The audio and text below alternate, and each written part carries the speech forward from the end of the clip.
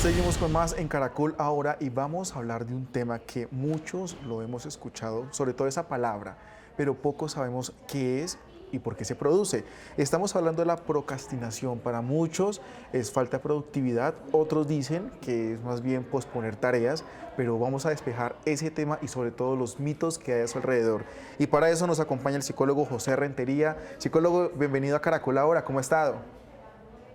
Muy bien, muchísimas gracias por la invitación. A usted por acompañarnos esta tarde. Bueno, sí, José, ¿cómo le digo? José, psicólogo, ¿cómo prefiere? Yo soy Chepe, de hecho soy José de esos, José Chepe, que a veces me dicen José en la calle y no caigo en cuenta. Yo soy Chepe Rentería. Bueno, listo, sí, señor. Bueno, entonces yo quiero arrancar por preguntarle cómo podemos definir qué es procrastinar. Ok, muy interesante. El tema es que la palabra esta viene de acrasia, por eso se dice procrastinar, que normalmente las personas dicen procrastinar sin la R. Acrasia significa actuar en contra de mi buen juicio. Eso yo lo logro desde una perspectiva de los tres cerebros, que no sé si ustedes habrán escuchado hablar de esa teoría de que uno tiene tres cerebros, se llama cerebro triuno, un cerebro córtex, que es el cerebro intelectual, un cerebro límbico, que es el cerebro emocional, y un tercer cerebro, que es el cerebro reptiliano, que es el cerebro que solamente quiere placer, pero no quiere dolor. Entonces, cuando yo actúo en contra de mi buen juicio, del juicio que creo en el primer cerebro, eso se llama acrasia, entonces estaría en pro de la acrasia. De ahí viene el concepto procrastinar o del latín procrastinare, que significa postergar para mañana. Postergar para mañana, entonces ahí estaremos hablando que le damos prioridad quizás en esos momentos al placer, a las emociones y dejamos a un lado quizás lo que tenemos en el primer cerebro, ese sonidito quizás como debemos hacer tal cosa, debemos hacer esto y quizás los otros dos actúan como no, espere tantico, estamos relajados, todavía hay tiempo como que quizás entre comillas lo hace aterrizar y pues frente a las tareas que se tienen pendientes. Muy bien, así es. Existe una elucubración absolutamente clara. Entonces, Bueno, el primer cerebro es el que propone las metas de largo plazo. Hombre, propongo hacer esto, lo voy a cumplir. Eso es intelectual. Pero ¿qué pasa? Cuando llegan las recompensas de corto plazo, esas son las que están tentando al cerebro reptiliano. Le dicen, venga, más bien postergue y yo le doy ya una pequeña recompensa.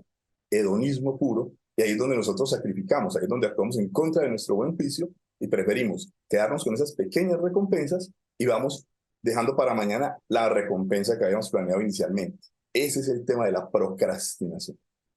bueno, ya usted y yo y los usuarios que nos están viendo en estos momentos en vivo ya tenemos claro el concepto, pero mira, Chepe, lo invito a que escuchemos y veamos qué tanto sabe la gente sobre procrastinar. Escuchemos y ya regresamos.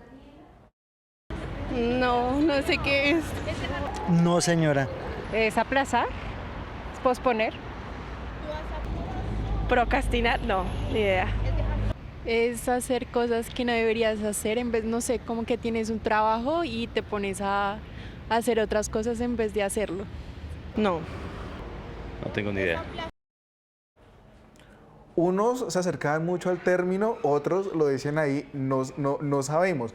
Pero, Chepe, una pregunta que quizás surge también, ¿por qué nos culpamos cuando estamos procrastinando? Porque muchas veces lo vemos de mala manera, que es flojera, que es pereza, que está mal visto. Por supuesto, tiene mucha lógica, porque el cerebro córtex sabe que la meta que habíamos propuesto inicialmente es una meta a largo plazo, que la vamos a cumplir y que nos hicimos esa promesa a nosotros mismos. Pero cuando llegan esas pequeñas tentaciones y nos llevan a traicionar nuestra propia meta de largo plazo, obviamente nuestra conciencia aparece y nos dice, te estás traicionando. Ese es el problema de los procrastinadores crónicos que viven unas vidas muy estresadas, pues eso es lo que les genera alteraciones del sueño, porque uno sabe que se está de alguna manera traicionando a uno mismo, actuando en contra de su buen juicio, procrastinando. Usted decía hay algo muy clave y es procrastinación crónica, es decir, que hay niveles de procrastinación. Podemos de pronto explicarlos, cuál es el primero, segundo, tercero, si de pronto están como en alguna escala, Chepe. Claro, con muchísimo gusto. Existen básicamente, hasta ahora los científicos han identificado tres tipos de procrastinadores. Hay un primer tipo que son los procrastinadores que son los más perfeccionistas, que son los evitadores. Son esos procrastinadores que no quieren enfrentar esas cosas desagradables que puede generar enfrentar una situación retadora. Entonces siempre están postergando enfrentar esa situación precisamente por eso, porque quieren evitar a toda costa el dolor. Los perfeccionistas son los típicos procrastinadores evitadores. Hay un segundo grupo que son los optimistas. Esos procrastinadores optimistas caen en una cosa que se llama falacia de planificación.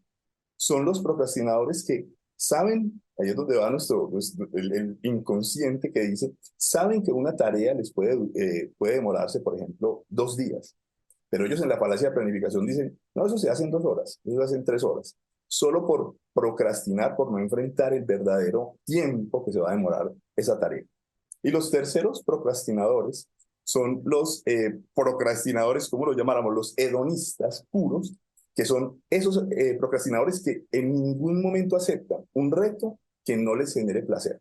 Esos son los que se quedan en el tercer cerebro, en el cerebro reptiliano, todo el tiempo. Voy a ir al gimnasio, chévere, y esa tarea me va a generar placer. Bueno, no, inicialmente te va a doler el músculo y esto no. Procrastinan y no van al gimnasio. Ahí están los 3 tipos de procrastinadores. Bueno, mira, acá estamos conectados en vivo a través de YouTube. Carlos Méndez, por ejemplo, nos dice que él se considera que está procrastinando o que tiende a ese término. Y es muy interesante, ¿no? El de no enfrentar las cosas, situaciones retadoras, los optimistas y los que no hacen nada, sino o que más bien buscan algo que les genera placer. Chepe, digamos que también estaba leyendo y dicen que muchas veces la procrastinación no está relacionada con lo que estamos hablando, sino también dicen que puede ser por falta de gestión del tiempo. ¿Cómo lo ve usted? Claro, genial, eso que acabas de encontrar. Eso se llama sesgo de tiempo. Cuando nosotros creemos que lo que estamos haciendo se puede hacer en un tiempo específico y no lo sabemos administrar, entonces empezamos a procrastinar. Eso de levantarse por la mañana, es decir, ya sonó el reloj y le voy a dar solamente 5 minuticos más. Yo sé que en ese tiempo, y después le doy otros 5 minuticos y 5 minuticos. Realmente no estoy sabiendo administrar el tiempo de mi tarea y ahí es cuando termino corriendo, estresado, haciendo las cosas a medias, porque no lo supe gestionar. Entonces, el tema de sesgo de tiempo está muy relacionado con la procrastinación, por supuesto.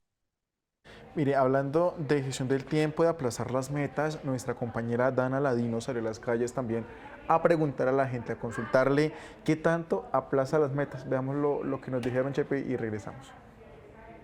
Y algunas veces, digamos que hay cosas que impiden eso, ¿no? Digamos que el tiempo, a veces no salen las cosas como uno espera. Sí, señora. Hay veces por las circunstancias o por la falta de oportunidad o falta de... Claro, todo el tiempo. Uno espera el momento correcto, el momento perfecto siempre y pues no es tan sencillo. Sí, lo hice, pero ya estoy en ese proceso de cumplirlas. A veces es más que todo por lo económico. Sí. Mucho tal vez, sí. Creo que encontramos respuestas interesantes y sobre todo de una muchacha que decía que ella siente que no aplaza las metas, sino que las comienza a realizar en el momento que ella crea adecuado, ¿no? Eso también tendría que ver ahí con los niveles de procrastinación, ¿verdad? Por supuesto, por supuesto. Empiezan todos esos sesgos, empieza uno a distorsionar la realidad, porque uno dice, bueno, ya inicié, pero por supuesto hay una teoría muy interesante que dice que el nivel de entusiasmo que aplica el procrastinador, el nivel de entusiasmo, que a lo que se debe, es inversamente proporcional a la fecha en que voy a alcanzar la meta. Entonces, nosotros podemos gestionar nuestra emoción, que básicamente esa sería la estrategia pura para ganarle a la procrastinación, pero si la meta está muy lejos, entonces nosotros no vamos a tener ese nivel de entusiasmo que nos va a permitir mantenernos firmes y continuar sin desfallecer. Ese es el gran problema. Entonces, entre la meta de largo plazo y este inicio es cuando empiezan a aparecer esas tentaciones, esas pequeñas recompensas hedonistas que nos obligan a, ya empecé la tarea, pero la voy a abandonar, porque quiero sentir ese placer momentáneo. Ese es el problema de la administración del tiempo y de la administración del entusiasmo en los procrastinadores crónicos. Es muy interesante cómo lo que vamos hablando, una respuesta a la otra, bailando y se va como ampliando y entendiendo mejor este término de la procrastinación. De hecho, acá, por ejemplo, Sandra Patricia Escobar Jaramillo, ella dice total, procrastinadora crónica, ella se identifica con ese nivel que usted mencionaba. Chepe, ¿la procrastinación se puede relacionar también con la falta de autoestima? Qué buena pregunta. Habría que hacer un análisis. Si, si una persona tiene falta de autoestima, yo la estaría rankeando entre los procrastinadores evitadores, que de alguna manera tienen ese miedo de enfrentarse a la situación de pronto por temor a la crítica. Si una persona tiene muy poca autoestima, pues no va a tener la valentía para enfrentar una situación como venga y de alguna manera va a preferir postergar los eventos en los que tenga que mostrarse en público, precisamente por eso. Y quizá en el trasfondo, ya desde la parte pues, de los esquemas maladaptativos tempranos, eso que ya uno tendría que mirar como psicólogo, podría deberse ciertamente a la falta de autoestima, por supuesto. Y ya cuando hemos detectado que listo, tenemos procrastinación, de pronto tal vez en el nivel crónico, ahí debemos acudir, por ejemplo, al especialista, al psicólogo, o quizás hay estrategias para de pronto uno mejorarla con el tiempo, que nos puede decir ahí. Claro que si vienes con toda la colección de preguntas interesantes. Esa es una muy interesante. Aquí hay un tema y es el de los coach. Yo soy coach. Y una de las cosas que hago con mis coaches es, primero que todo, generarles un plan de acción de vida que sea coherente con sus posibilidades y con sus capacidades. Eso es importantísimo. E invito a los coaches a que cuando hagamos esto, miremos muy bien qué tipo de procrastinador vamos a tener como coaching. Porque a veces les ponemos unas metas demasiado elevadas y quizá eso mismo los va a llevar a procrastinar. Eso es una forma primera, importantísima. Pero también me han llegado pacientes, también han llegado consultantes que me dicen, es que yo inicio algo y lo dejo tirado, es que yo no sé por qué no puedo terminar nada y luego me arrepiento. Y empezamos entonces a fusionar las dos técnicas. Lo primero es venir, mostrarme por qué te está pasando eso, qué crees que puede estar sucediendo con respecto a lo que está en tu interior. ¿Te da miedo el éxito? Eso puede ser una buena pregunta. ¿Te da miedo lograr esa meta? ¿Estás listo para enfrentar esa meta que tanto quieres? Porque finalmente, a veces, mordemos más de lo que realmente podemos, porque la imaginación nos lleva hasta allá. Entonces puede ser eso.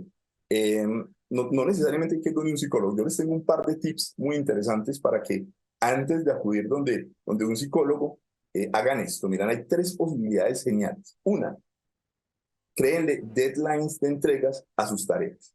Eso es lo primero. O sea, fecha de entrega.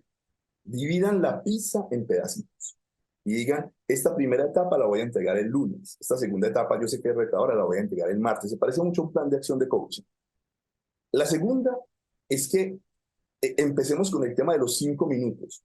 Eso es un truco interesantísimo y es, dele 5 minutos de fuerza, de empuje a la tarea y se va a dar cuenta que ya, como somos animales de costumbres, inmediatamente el conductismo nos va a llevar a seguir ya con esa inercia y seguramente vamos a ser capaces de continuar. Pero hay que pasar ese puente difícil de los 5 primeros minutos. Eso podría ser pues, como un par de tips interesantes que te puedo dar para que antes de visitar a un psicólogo, porque digan ya soy procrastinador o procrastinador crónico, intentemos nosotros mismos, nosotras mismas, y tratemos de ver si de esa manera vamos superando el tema de la procrastinación. Chepe, hay una usuaria que está conectada con nosotros a través de YouTube, se llama Rocío Cantillo. Ella dice, soy procrastinadora por TDAH. Allí, este diagnóstico, por ejemplo, trayendo a colación lo que ella nos dice, el tratamiento, las estrategias deben ser distintos a raíz de ese diagnóstico que ella tiene. Sí, sí, por supuesto. Lo que pasa es que las personas que tienen un déficit atencional, de alguna manera no se pueden concentrar en una sola tarea, pero eso ya es una condición neurofisiológica. Ya no es que ella no lo haga porque no quiere, es que realmente tiene afectada una cosa que se llama una disfunción ejecutiva. Entonces estas personas no tienen la capacidad de concentrarse al 100% en una tarea, porque si algo les llama la atención, se les roba la atención totalmente y cuando regresan a otra y a otra y a otra, lamentablemente estuvieron procrastinando. Entonces ya en este caso hay que hacer un tratamiento diferente. Hay que saber llevarlo. Todo este síndrome hay que saberlo llevar y paralelamente instalarle un plan de acción que sea acorde a su condición. Eso es muy, muy importante porque en este caso ya no tiene la culpa, pero el TDA se puede trabajar perfectamente y ella puede ser una persona muy disciplinada si lo sabe hacer. Hay tips psicológicos para mantener la concentración, la atención sostenida. De esa manera dejará de procrastinar con toda seguridad. Sí, señor. Para cada diagnóstico hay su respectivo tratamiento y estrategia. Usted mencionaba ahorita, Chepe, el tema de colocarnos fechas de entrega, como esos tips, antes de acudir donde el especialista. Le quiero preguntar, ¿cuánto tarda uno en acostumbrarse? Por ejemplo, quiero comenzar a leer un libro mensual, digamos, voy a colocar mi ejemplo. Muchas veces procrastino, que llego cansado, que me aparece a leer, que los ojos me duelen, en fin.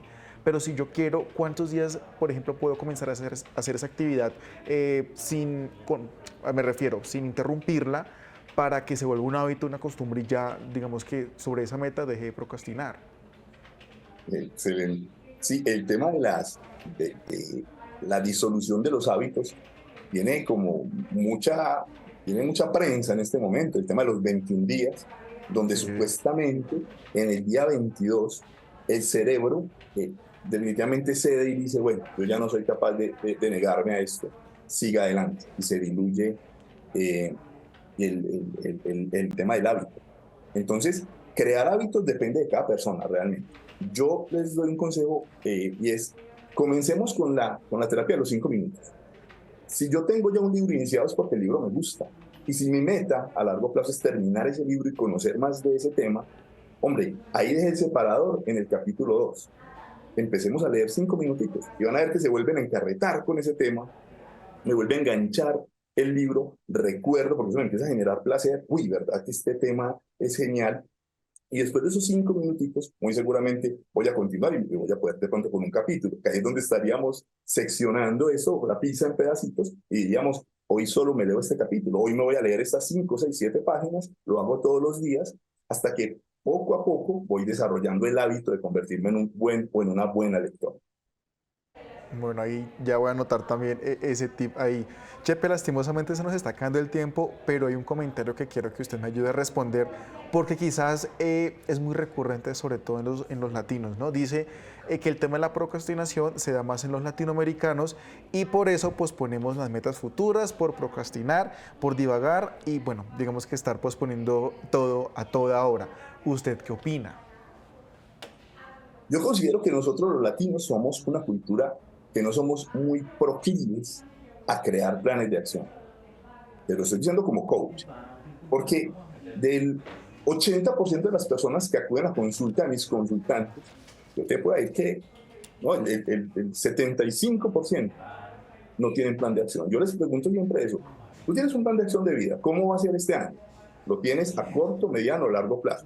Corto, 6 meses a 1 año, mediano, 1 año a 3 años, largo plazo, 3 años a 5 años. En ninguno de los casos está. Entonces, últimamente, ¿qué he estado haciendo? La gente que viene por consulta psicoterapéutica, también la estoy vinculando a mi tema de coaching y de alguna manera, casi que todos mis pacientes en este momento tienen paralelamente que empezar a trabajar su DOFA personal, su plan de acción de vida y paralelamente vamos llevando el proceso terapéutico. Los latinos no somos muy dados a crear planes de acción, a saber dónde me veo en 6 meses, dónde me veo en 1 año. Y otras culturas sí lo hacen, eso es parte de su dinámica. Entonces yo creo que podríamos este año, que empieza, que todavía está comenzando, hombre, pongámonos la meta, no procrastinemos esa meta de generarle un plan de acción a este año y vamos a lograr nuestras metas de largo plazo. Para ello están los coaches que ahora estamos por todas partes, hay buenos y malos, no lo puedo negar, pero confíen en que pueden encontrar un muy buen coach que les ayude a generar su plan de acción. Esa sería una muy buena forma de empezar a evitar la procrastinación en 2023. Chepe, rápidamente, ¿cómo lo podemos encontrar en redes sociales? Sí, yo soy @chepecoach, estoy en Twitter, en Instagram. Mis redes sociales están muy recientes porque estuve procrastinando, que no las había abierto, pero ya en este momento las tengo, o en mi teléfono celular. Yo contesto todas las llamadas, 312-289-6481. Y si no los puedo contestar en ese momento con seguridad, después les devuelvo la llamada. Eso es una forma muy simple de encontrar a Chepe Rentería. Bueno, Chepe, muchísimas gracias. De verdad, qué honor haberlo tenido conversando sobre este rato, despejando mitos y dudas que hay sobre la procrastinación. Muchísimas gracias y que tenga buen día. A ustedes, muchísimas gracias.